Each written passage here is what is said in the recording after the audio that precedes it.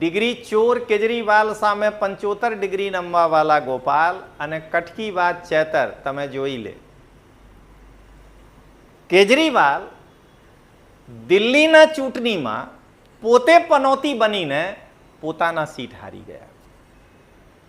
ત્યાર પછી કેજરીવાલ બંગાળમાં દીદીના ચૂંટણી પ્રચારમાં ગયા. દીદી ભવાનીપુરથી ચૂંટણી હારી ગઈ. કેજરીવાલ તમિલનાડુમાં ડીએમકેના ચૂંટણી પ્રચારમાં ગયા. એ પનોતી પિતા પુત્ર બંનેના ચૂંટણીમાં હરાવી દીધા છે. ડિગ્રી ચોર ગોપાલ અને ચેતર તમે જોઈ લે.